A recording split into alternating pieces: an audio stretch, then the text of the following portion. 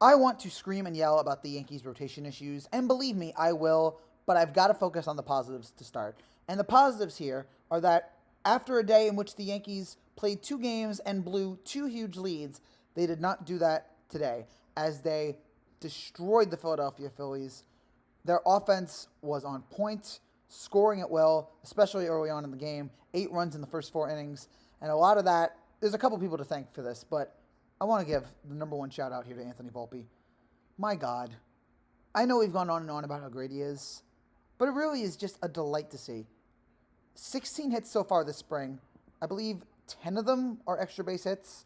He's batting .314. Today he was 3 for 4. He was a home run short of the cycle.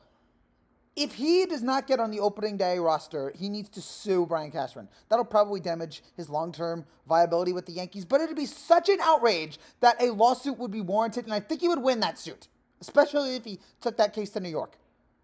This man has been unstoppable, been getting so many big hits for us, and really set the tone for a lot of the offense that we saw today. So let's start off at the top of the first. We see the first hit from Anthony Volpe, which is a leadoff triple. And then we get an RBI single from Gleyber Torres right into center field. That scored Volpe. Yankees lead 1-0. And then, my God, the bringer of rain doing it again. Josh Donaldson and his new stance are cleaning up a 436-foot bomb into left field.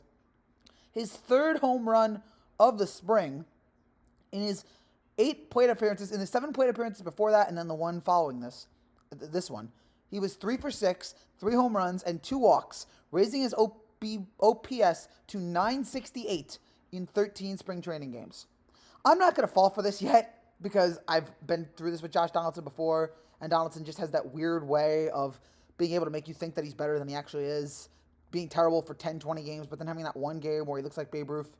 So I'm not going to do that again here. But I will give him credit. He has looked better with his new stance. I'm impressed with him. So I will give him that. Still not ready to bank on him being a long-term viable answer for the Yankees, especially when he is 38, 39 years old. Then in the top of the second, his 5th home run of the spring, Andres Chaparro. I don't think this man is going to be on the opening day roster. But look, if there are some injuries, when there are injuries with this team, he will definitely make the roster. He has looked electrifying here. 5 home runs and leading the team in spring training this year. A solo shot to left, giving the Yankees a 4-0 lead. After the Anthony Volpe double, we see Aaron Judge driving in Volpe. A single into left field. That scored Volpe. Yankees lead at 5-0. And I will point out, the Yankees scored all 5 of these runs off of Aaron Nola, who got Cy Young votes last year. Top of the 4th, after Volpe got his hit and another runner came on, Gleyber Torres decided to add to the home run party. A 3-run shot. Another home run here for Torres. I believe that is his 3rd this spring training. It's 8-0 Yankees here in the 4th. My God, they looked electrifying here today. Their offense really showed out. Phillies would score a few runs, but it really didn't matter as the Yankees win this one.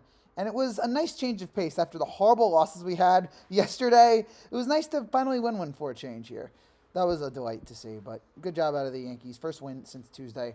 All right, let's get to the rotation. Let me scream about this. So Luis Severino expected to begin the season on the IL with a lat strain. Same injury that he always has. Of course Sevy didn't make it to opening day. That was the thing that I always worried about when I saw everybody just penciling in Sevy for opening day.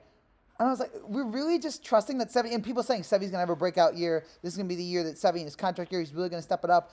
And I was thinking to myself, I'm not that bright of a guy, so I always like to point out when I get something right because it's so rare.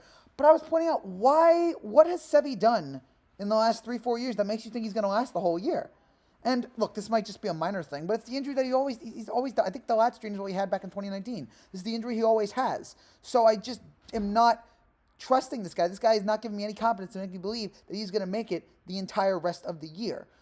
And on the rotation front, the Yankees went into this spring with our rotation being Cole, Rodon, Cortez, Severino, Montez.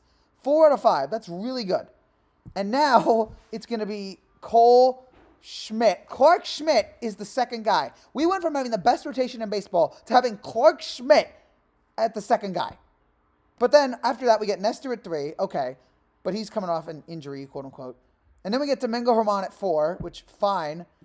And then we get, who's number 5? Johnny Brito? That's probably going to be our 5th starter, Johnny Brito, who's yet to make his MLB debut and has been in the minor league system for the Yankees since 2016. 25 years old.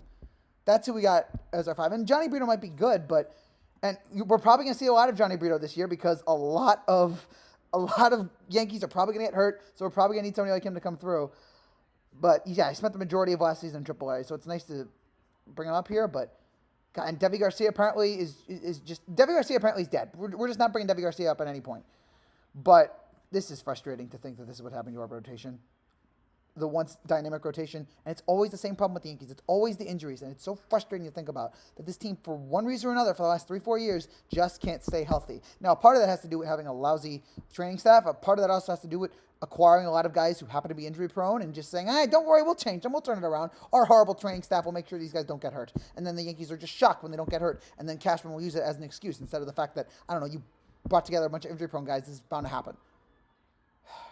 It's really difficult to think about, but I'm not, as bad as this is, at least they're getting hurt now, and it's not October. That's the one positive I can take away from this. That hopefully we can get Cole, Rodon back healthy. We can get Sevy. I'm not really. I'm still worried about there.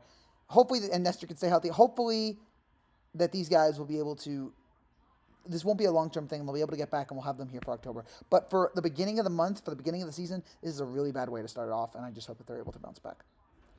That's it for now, guys. Thank you guys so much for watching. If you're new to the channel and you'd like to see, make sure you subscribe down below. I'll be back tomorrow as we are just 3 more games. Just 3 more. The Yankees take on the Toronto Blue Jays tomorrow, and we will have that game for you right after. Take care and God bless.